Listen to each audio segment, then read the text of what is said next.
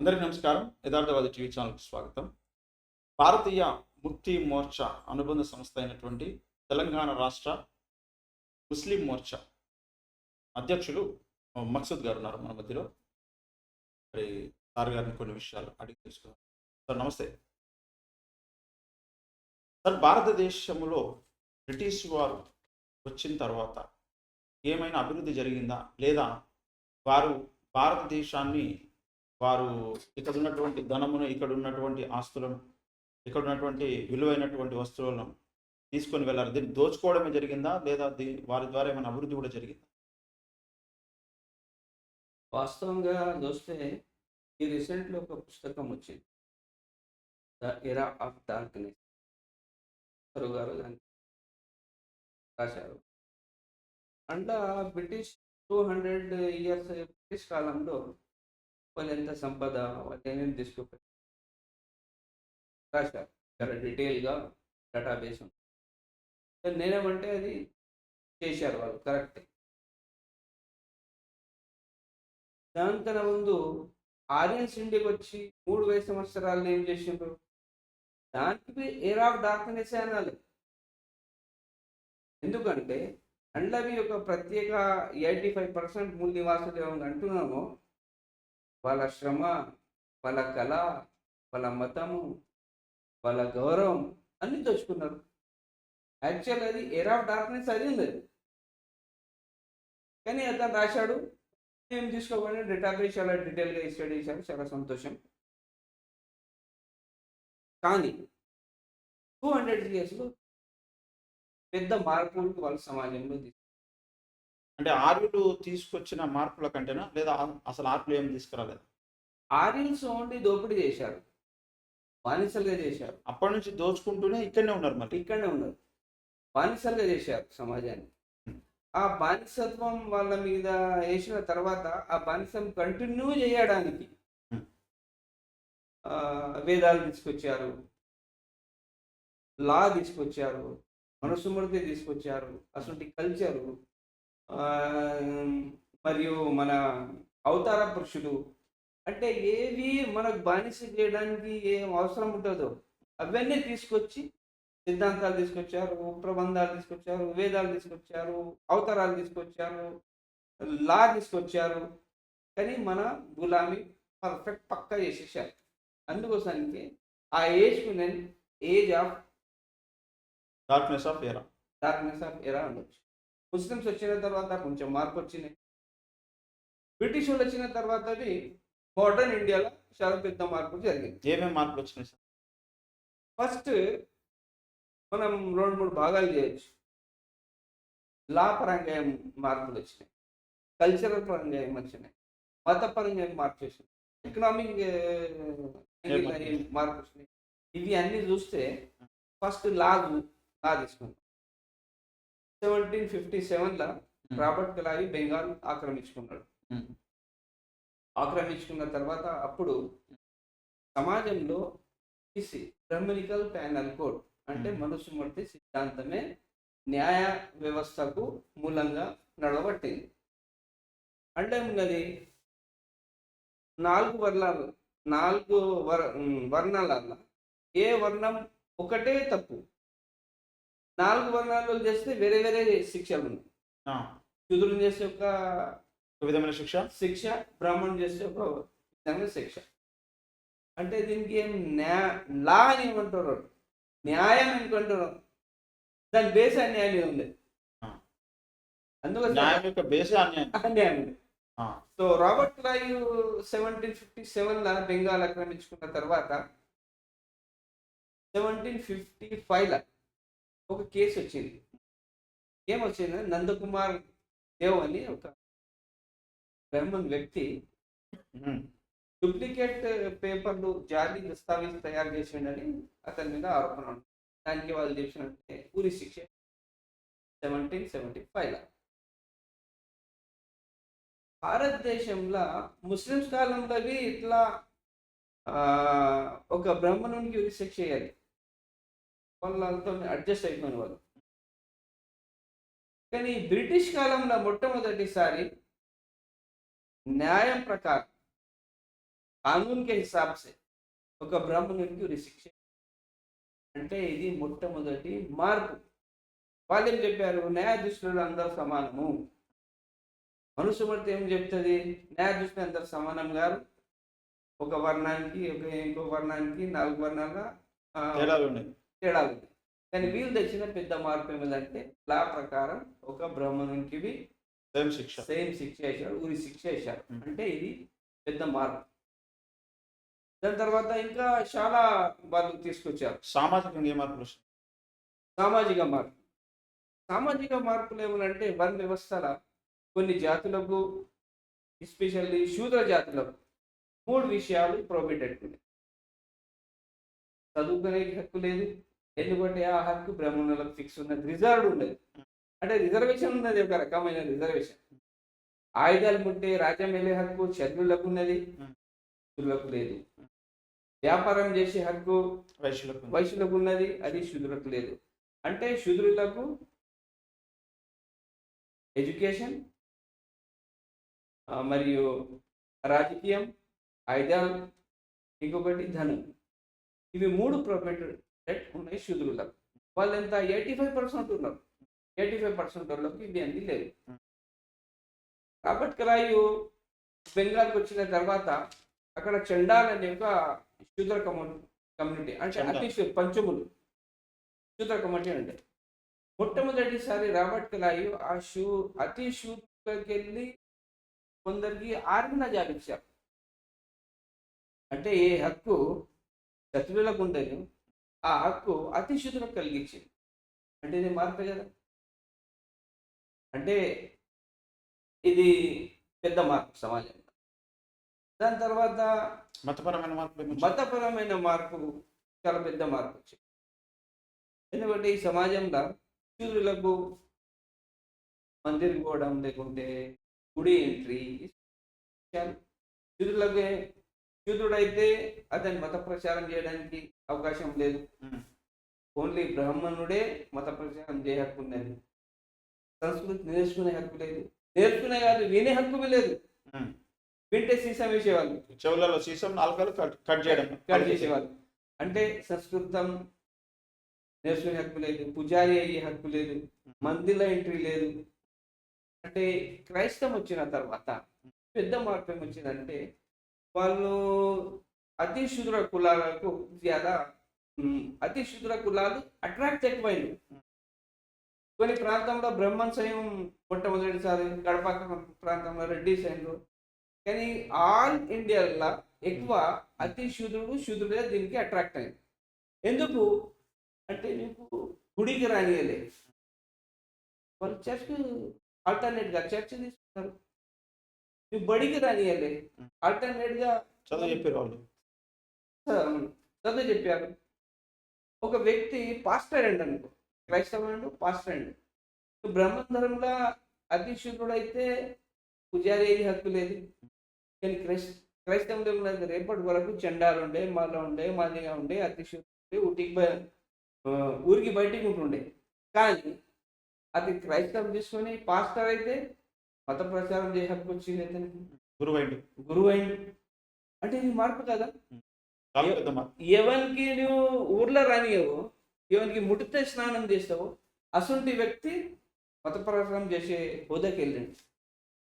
Mark బాబు గారు మార్గం చూపే బాబు అయింది, లేకుంటే అవుతుంటేవని. ఇది ఒక మతమైన మార్పు. ఇంకొకటి వాళ్ళు ఏం చేశారంటే స్టార్టింగ్లో ఏమనుకుంటారంటే బైబుల్ తీసుకొచ్చి అందరికీ వాళ్ళ దగ్గర నుండి గన్ చూపించి మత మార్పిడి చేశారండి. ఇది 100% రాంగ్. స్టార్టింగ్లో మిషనరీ ఇండియాకి వచ్చి, బ్రిటిష్ వాళ్ళు ఇండియాకి వచ్చిన తర్వాత, ఫస్ట్ బ్రిటిష్ వాళ్ళు వచ్చిన తర్వాత మిషనరీ వచ్చింది. వాళ్ళు మిషనరీ వచ్చిన తర్వాత వాళ్ళు ఏం చేశారంటే చర్చ్వి కామన్ చర్చ్ ఉండకుండే బ్రిటిష్ కాలంలో. అంటే ఆర్మీ క్యాంప్ ఎక్కడ ఉంటుండే బ్రిటిష్ ఉన్నది, అండ్ అక్కడ చర్చ్ ఉంటుండే. సండే వాళ్ళకి పోతుండే, పూజ వెళ్ళిపోతుంది. పబ్లిక్లో చర్చ్ రాలే. ఫస్ట్ వాళ్ళు ఏం చేశారంటే ఈ జనాలు మిషనరీ వచ్చిన తర్వాత వాళ్ళు 2 విషయాలు ప్రతి ఊరికి తీసుకుపోయి ఏం చెప్పిండ్రు, మీరు యేసుప్రభుని నమ్మండి, వాళ్ళు లోకం పోతారు, అవి అని ఏం మతపరమైన విషయాలు ఏం చెప్పలే వాళ్ళు. వాళ్ళకి క్లీన్నెస్ ఉండాలి, తాగరాదు, క్యారెక్టర్ బిల్డప్ చేసుకున్నాలి, పిల్లలకు చదువు చెప్పాలి. అందుకోసానికి ఆల్ ఇండియా మీద ఎక్కడ పోయినా కానీ, ఎక్కడ పోతే church hospital, church school, machine school, రెండు ఉంటాయి. Hospital, machine school, mission hospital. Mission hospital. అంటే వాళ్ళు సేవ చేసిండ్రు. సేవ చేసిన తర్వాత ఎవరికి నాకు కడుపు నొప్పి ఉన్నది, కడుపు నొప్పి మందు ఏమంతా దొరికితే వంద పోతుంది, ఉమ్, వాళ్ళకి దానికి ఆల్టర్నేట్ కనబడ్డది, అవును. వాళ్ళు స్వీకరించిండ్రు. సమాజంలో గౌరవంగా బతకడానికి ఒక మార్గం దొరికింది. ఉమ్, సమాజంలో అందరితో సమానం చదవడానికి, 6 నెలల జాబ్ చేయడానికి, ఈ అన్ని రకాల వాళ్ళకి సౌకర్యాలు దొరికినప్పుడు వాళ్ళు ఆటోమేటిక్ వాళ్ళ వాళ్ళ మతం తీసుకు తప్పేమున్నది. అవును. ఆర్థిక పరమైన మార్పులు ఏమి?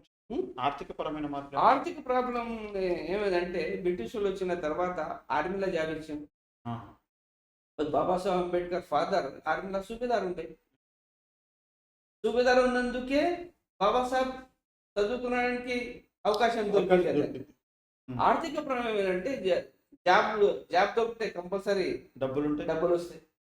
డబ్బులు వస్తే ఆర్థికంగా ఆటోమేటిక్ యాక్టివిటీస్ చేంజ్ అయిపోతాయి. వాళ్ళు చదువు చెప్తారు, మంచి ఇల్లు కట్టుకుంటారు, భూములు కొంటారు. సో ఆర్థిక పరమైన మార్పులు వచ్చింది. ఇంతేకాదు, ఆర్థిక పరంగా మార్పులు ఏమంటే వాళ్ళు బ్రిటిష్ వాళ్ళు ఏం చేశారంటే ఇక్కడికి వెళ్ళి ఈ కొన్ని ధాన్యాలు అని కొన్ని వస్తువులు వాళ్ళు బ్రిటిష్కి పంపేవాళ్ళు. పంపి అక్కడికి వెళ్ళి గూడ్స్ ఫినిష్ అయిన తర్వాత మళ్ళీ ఇండియాకి వచ్చిన తర్వాత మార్కెట్లో వచ్చేది. ఈ ప్రక్రియ జరుగుతుందో ఆ జరిగే మ్యాన్ పవర్ ఏది అవసరం పడుతుందో ఆ మ్యాన్ పవర్ అంతా ఎక్కువ శుద్ధులు అతి శుద్ధులు యూజ్ చేసిండ్రు. వాళ్ళకు రేపటి వరకు ఒక దొరత జీతం ఉంటే తరతరాలుగా బానిసను కంటిన్యూ నడుస్తుంది. పిల్లలు వాళ్ళు అప్పుకు బానిసలే. అంటే ఈ ఫ్యాక్టరీ సిస్టమ్ వచ్చిన తర్వాత, ఈ ఎకనామిక్ యాక్టివిటీ అన్ని రంగాల్లో నడిచిన తర్వాత వీళ్ళకు ఆ బానిసత్వం ముక్తి దొరికింది, వాళ్ళకు జాబ్ దొరికింది, వాళ్ళకు డ్యూటీ దొరికింది, వాళ్ళకు సంపద వచ్చింది, వాళ్ళకు పని దొరికింది. ఇట్లా మార్పు వచ్చింది, ఎకనామికల్ మార్పు వచ్చింది. ఇంకొకటి మనం ఏం చేస్తామంటే చాలా రైల్వేస్ ఉన్నాయి. పూరా ఇండియాలో వాళ్ళు రైల్వేస్ వేశారు. రైల్వేస్ వేశారంటే ఏమంటారు, వాళ్ళ గూడ్స్ ను అక్కడిక్కడ తీసుకుపోవడానికి చేసాము. సరే దేశం అంటే వాళ్ళ లాభం కొరకే చేసారు అని కావచ్చు. కానీ దాంతో ఏమైంది, ఒక వ్యక్తి ఒక ఊర్లో పుడితే హైదరాబాద్ చూడగానే అట్లా చనిపోతుంది. 100 కిలోమీటర్ హైదరాబాద్ పోకుండే. కానీ రైల్వేస్ వచ్చిన తర్వాత ఆల్ ఇండియాతోనే కనెక్ట్ అయిపోయింది. అన్ని కులాలు, జాతులు, కన్యాకుమారి ఒక ఆంధ్రాలో పుట్టిన వ్యక్తి అతనికి ట్రాన్స్ఫర్ అయ్యి మహారాష్ట్ర పోయింది. అంటే పూరా ఫ్యామిలీతో మహారాష్ట్ర పోతాడు కదా, కొత్త లోకం చూసింది. రైల్వే యాక్టివిటీస్ చాలా స్టార్టింగ్ నుంచి దానికి పట్రీలేసుడు, దాని తర్వాత జాబ్, సిగ్నల్ అన్నీ దానికి రిలేటెడ్ డైరెక్ట్ ఇండైరెక్ట్ అన్ని యాక్టివిటీస్ చాలా పెరిగిన తర్వాత ఎకనామికల్ మార్పు వచ్చింది. ఈ ఎవరు ఊరు బయటికి వెళ్ళకుండా వాళ్ళు కొత్త లోకం చూసే అవకాశం వచ్చింది. కొత్త లోకం చూసిన తర్వాత దాన్ని కంపేరింగ్ చేస్తారు. అరే నా తట్టున్నది, ఇక్కడ ఇది మంచిగా ఉన్నది, కొత్త ఆలోచన వస్తుంది, మళ్ళీ దానికి మేలు చేయడానికి ఆలోచించే అవకాశం ఉంటుంది. యూతన ఆలోచన పుట్టింది మనం. ఇంకొకటి ఏమంటారంటే బ్రిటిషులు వచ్చి బ్రహ్మధనానికి పూరా నాశనం చేసేసారు.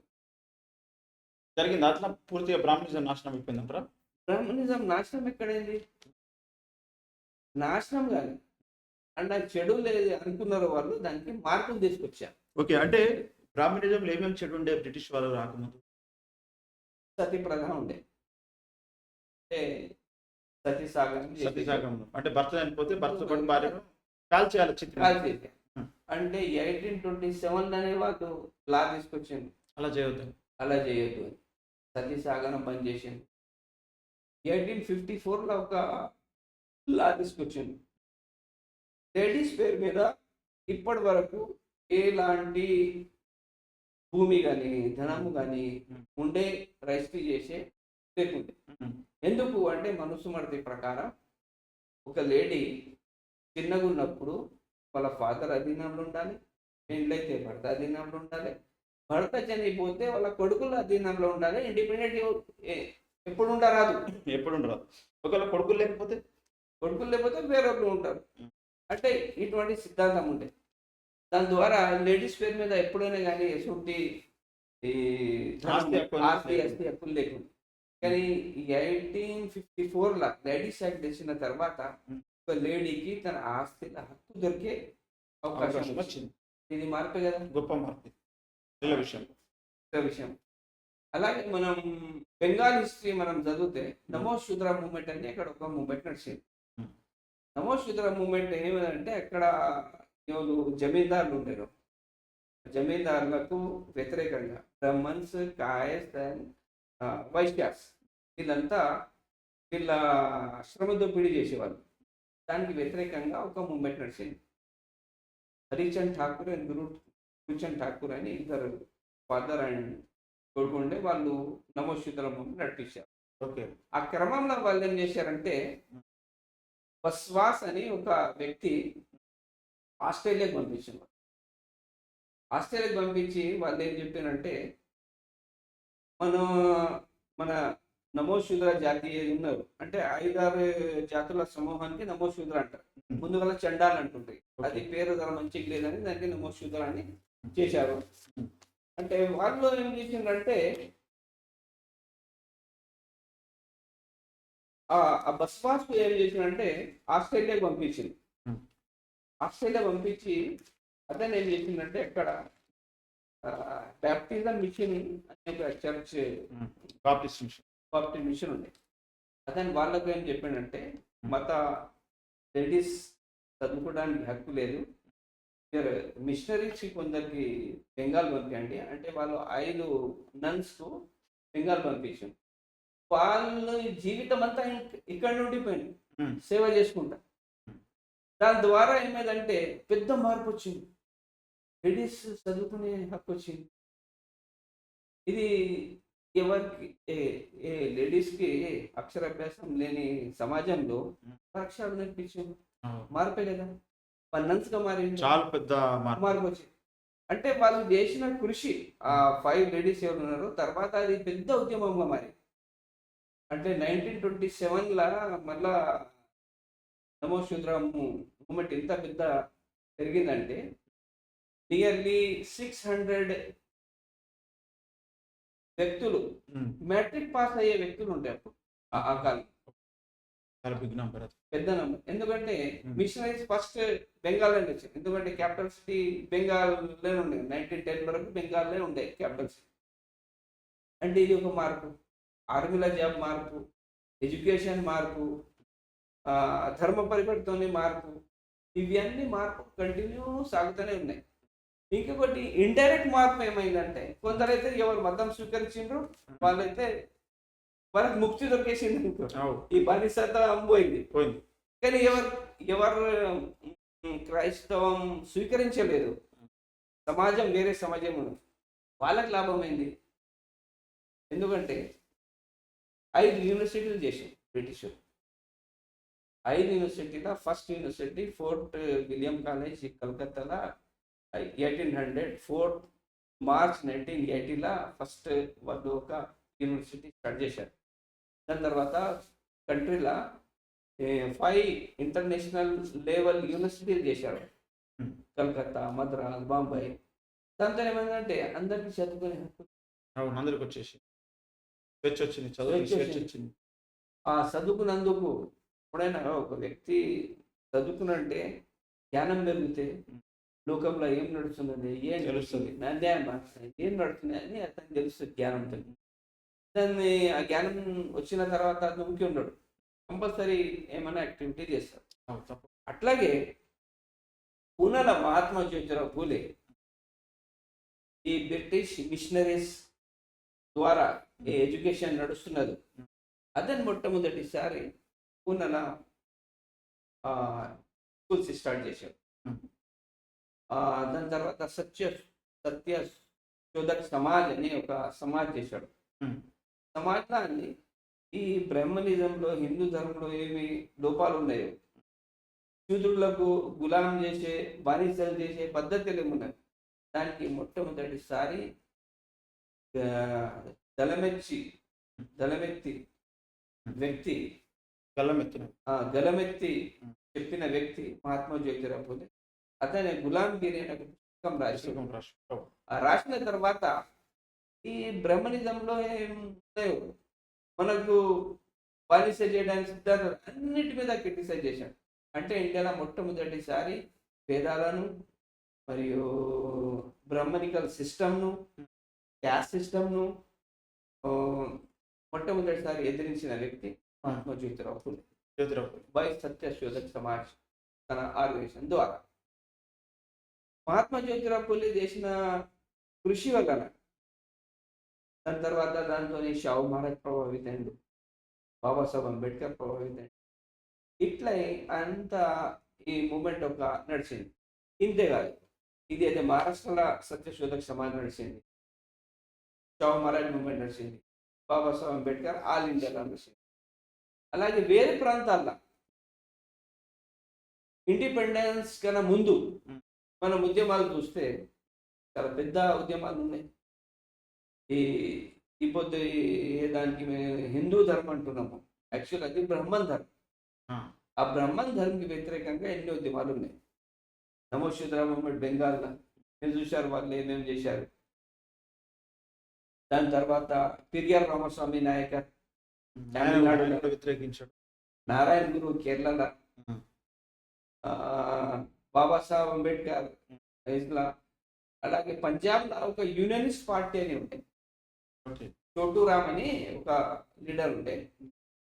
అతను 1946 ఎలక్షన్ అయితే unionist party and Sikandar Hayat అని ఒక ఇద్దరు కలిసి గవర్నమెంట్ ఫామ్ చేశారు. వాళ్ళు సరే గవర్నమెంట్ ఫామ్ చేసి ఆ యూనియనిస్ట్ పార్టీ ఏది ఉందనే ఆ పార్టీ సికందర్ హయాత్ గోరి పార్టీ ఇద్దరు కలిసి వాళ్ళు గవర్నమెంట్ ఫామ్ చేస్తే భూమికి సంబంధించిన పెద్ద మార్పులు తీసుకొచ్చారు. వాళ్ళు వాళ్ళ ఒక స్లోగన్ ఉండే. అప్పుడే ఏమైనా హిందూ ముస్లిం కాన్సెప్ట్ స్టార్ట్ చేశారు బ్రాహ్మణ్స్. 1920 నుంచే స్టార్ట్ చేశారు. అంటే చోటూరామ్ నుండి నారాయణ ఒక స్లోగన్ ఉండే, జాటు ముస్లిం భాయ్ భాయ్ హిందూ ఫామ్ కహాసే ఆయి. అంటే జాటు ముస్లిం అన్నదమ్ములు ఉన్నారు, హిందూ అనే పదం ఎక్కడికి వెళ్ళి వచ్చింది? అంటే బ్రిటిషులు వచ్చిన తర్వాత డైరెక్ట్ ఇండైరెక్ట్ సమాజం మీద ప్రభావం వచ్చింది, టెక్నాలజీ వచ్చింది. దాని తర్వాత సమాజంలో సోషల్ మూమెంట్స్ నడిచినాయి. ఈ సోషల్ మూమెంట్ ఏవి నడిచినాయి దానికి వ్యతిరేకంగా మళ్ళా బ్రాహ్మణ్స్ వ్యతిరేకించారు. ఇప్పుడు ఏమనుకంటే రాజా రామ్మోహన్ రాయ్ సామాజిక మార్పు కోసం పనిచేసాడంట. లేదంటే సామాజిక మార్పు కోసం తప్పుడు సరిదిద్దడానికి మూమెంట్ ఉండే, మార్పు కోసానికి లేదు. అప్పుడే వాళ్ళ సత్యప్రద ఉండే, దాని తప్పులు దిద్దుకున్నాను. శూద్రులకు దూరం ఉంచుతారు. దయానంద సరస్వతి వచ్చిన తర్వాత, వివేకానంద వచ్చిన తర్వాత దగ్గర తీయాలి. ఎందుకంటే వాళ్ళకు భయం పుట్టింది, మనం ఇదే పద్ధతి కంటిన్యూ చేస్తే వీళ్ళంతా మన క్రైస్తవంలో పోతారు, ఇస్లాంలో పోతారు, ఏదో ఒక మతం స్వీకరిస్తారు, మన ఘర ఖాళీ, మన ఇల్లు ఖాళీ అయిపోతారు. అందుకోసానికి వాళ్ళు మార్పులు తీసుకొచ్చారు. బ్రాహ్మణికల్ సిస్టమ్ ని ఖతం చేయడానికి, దానికి అంత్యం చేయడానికి ప్రయత్నం చేయాలి. అంత్యం చేయడానికి ప్రయత్నం చేసిన వాళ్ళు జ్యోతిరావు పూలే నుంచి కాశీరామ్ వరకు, బాబాసాహెబ్ అంబేద్కర్, ఈ కాలంలో వామన్ మిశ్రా, మనం అది కంటిన్యూ నడుస్తున్నది. ఓకే, అయితే ఇప్పుడు ఇది భవిష్యత్తులో అంతమయ్యే అవకాశం ఉందంటారా? ఇది సరే, ఎందుకంటే బ్రహ్మనిజం చాలా మంది మనం ఏమనుకుంటున్నామంటే ఇప్పుడు వచ్చే కాలంలో హిందూ రాష్ట్రం వచ్చేస్తుంది, ప్రమాదం ఉన్నది. నేనంటే ఈ ప్రమాదం ఉన్నది భయపడే అవసరం లేదు. ఎందుకంటే ప్రమాదం ఉన్నది అని నువ్వు భయపెడితే భయపడి రాంగ్ స్టెప్ ఇస్తాడు. దానికి ఆల్టర్నేట్ చూపించాలంట. ఉమ్, ఉమ్. ఆల్టర్నేట్ ఏమున్నది? ఓ. ఇప్పుడు బ్రహ్మనిజం ఉన్నది. అది ఎట్లా అంతమవుతుంది అంటే, అరే ఇంత జోలు నడుస్తే ఎంత అందమవుతుంది తప్ప ఏం ఈ లేదు వర్ణ నాకు వ్యవస్థ పోతే మాకు అర్థం కాదు. అంటే నేనేమంటే బ్రహ్మనిజంలో ఉన్న వీక్నెసెస్ అనిక్వాలిటీ ఉన్నది, సోదరి భావం లేదు, న్యాయం లేదు. ఆ వర్ణ వ్యవస్థ ద్వారా జనాలకు గులాం చేసే సిస్టమ్ పేరే బ్రహ్మాండం ఉన్నది. ఓ. ఈ విషయాలు జనాలకు పోతే ఉమ్. వాళ్ళు ఉంటారా? వెళ్ళుకుంటాం. మేల్కుంటారు. మేల్కున్నప్పుడు 2 రకాల రియాక్షన్ అయితే వాళ్ళు ఏం చేస్తారంటే, అరే వీళ్ళు మేల్కుంటున్నారు, అంతా ప్రశ్నిస్తున్నారు ప్రతిదానికి, మన బేసిక్ సిద్ధాంతాల్లో చేంజ్ చేసుకొచ్చి ఉమ్. వాళ్ళకందరికీ మళ్ళా రిటర్న్ తీసుకోవడానికి శుద్ధి చేసుకొని మళ్ళా రిటర్న్ తీసుకొద్దామని గర్వాపస్ పెట్టేది అందుకనే. ఆలోచించాను అనుకో. అయితే దాంతో ఏమవుతుంది, వాళ్ళ బేసిక్ రూల్ చేంజ్ చేసినట్టు అవుతుంది. అంతే కదా. ఏ ధర్మానికి బేసిక్ అగర్ చేంజ్ అయిపోతే ఆ ధర్మం ఉంటుందా? ఉండదు, పడిపోతుంది. చెయ్యలేదనుకో, ఉమ్. అరే ఈ బానిసత్వం ఉన్నదని తెలిసినప్పుడు లాక్కొట్టి క్రిస్టియన్లో పోతారు, బుద్ధిస్ట్ అవుతారు, ఇస్లాం అయితే ఎదురుసుకుంటారు. ఏమన్నా అంటే 2 రకాల దినాల దగ్గర వచ్చినాయి. కానీ మనకు పని చేసే అవసరం ఉంది. మనం ఎప్పటి వరకు జనాల జాగృతి తీసుకొస్తామో ఉమ్. అప్పుడు వరకు ఈ మార్పు రాదు. దానికోసానికి పని చేయడం. అందుకోసానికి బాబాసాహెబ్ అంబేద్కర్ 1935లో ఒక మాట చెప్పాడు, గులామోకు గులామీ కా ఎహసాస్ దిలా దో, वो खुद बगावत कर देंगे. బానిసలకు మీరు బానిసలు అని మీరు నమ్మేయండి, వాళ్ళే రిలేషన్ తీసుకొస్తారు. మీరు చేసే పని ఏం లేదు. ఓకే. అంటే ఈ పని మన ప్రొఫెసర్స్ ఇంటలెక్చువల్స్ ఎవరు అనుకుంటారు, వాళ్ళు ఈ పని మీద ఉంటే కంపల్సరీ మార్పు వస్తుంది అని నా పరిపూర్ణ నమ్మకం.